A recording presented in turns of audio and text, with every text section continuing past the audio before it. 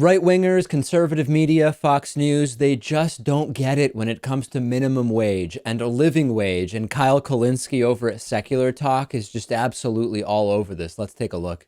The hosts of the show Outnumbered on Fox News are going to come out swinging against a living wage. A big change coming to some of New York City's top restaurants that could have a major change on dining far beyond the city.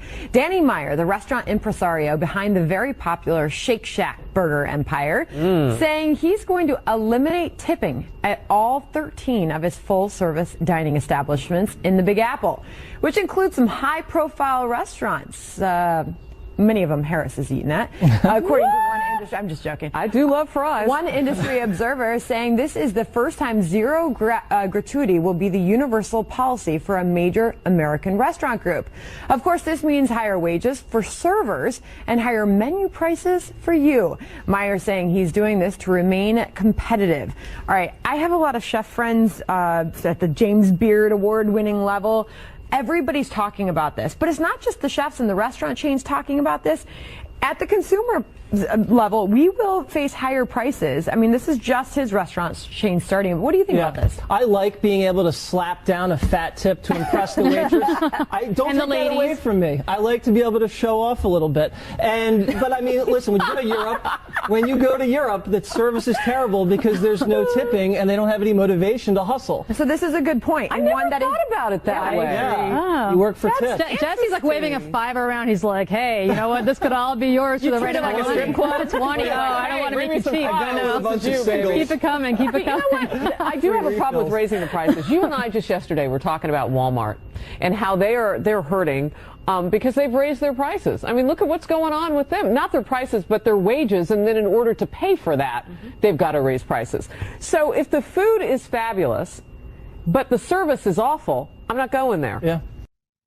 Yeah, that's great. So first, let's do some basic fact checks here. When she says, well, you know, Walmart is hurting because they raised their prices by pennies on the dollar. Absolute nonsense.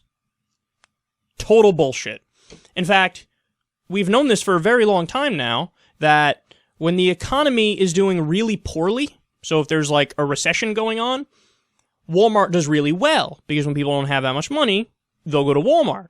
But when the economy rebounds and is doing better, less people go to Walmart, because they have more money, so they don't need to just shop at Walmart. And that's what we're seeing right now. The economy has many systemic, fundamental problems that we talk about all the time, but there's no denying that we're in a better spot now than we were in 2009 and 2010 with the Bush crash and the subprime mortgage crisis and the Great Recession. So that explains that. And guys, what we're talking about here is to pay people a living wage. A living wage. All you have to do is increase prices, pennies on the dollar.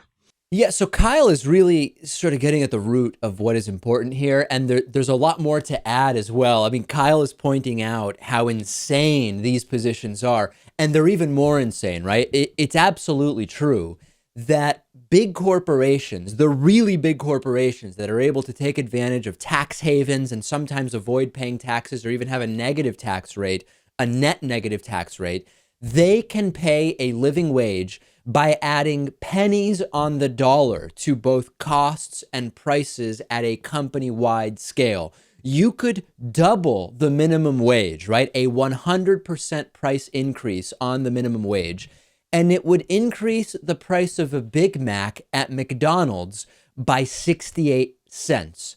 At Walmart, you could do the same, and the impact would not be huge on prices either. But let's take it a step further. Assuming you keep executive salaries the same at Walmart, you could start paying a living wage and it would have only a marginal impact on prices. If you said, you know what, maybe our executives could make just a tiny little bit less, then you could actually pay the living wage without having to increase prices whatsoever. And for many people, this is an issue of fairness. And I hate to break it to you, but putting fairness aside, we also have a better economy when we have a stimulus going towards the lower and middle classes. This is a simple economic concept called the marginal propensity to consume.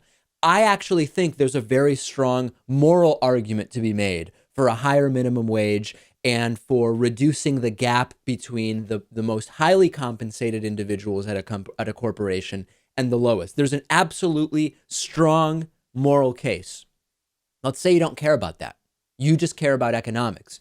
Marginal propensity to consume tells us that depending on where you are in terms of the income bracket, the likelihood that you would spend an additional dollar of income is different. And this is just so obvious, right?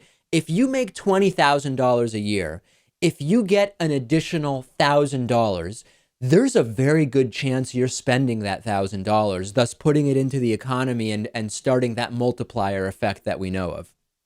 If you make $2 million a year, even if you were to get an additional $20,000, the likelihood that you would spend that is far lower because, let's be honest, how much more food are you going to buy? You're probably already going on the vacations you want to go on. The marginal propensity to consume is lower the more money you make. What are you more likely to do at those top income brackets? Save the money. And as we know, putting the money into banks, although it does make money available for lending, has an empirically, economically verified lower stimulative effect, a lower multiplier. So we may have no choice to really revisit the relationship between humans and work as automation continues, as productivity continues to go up.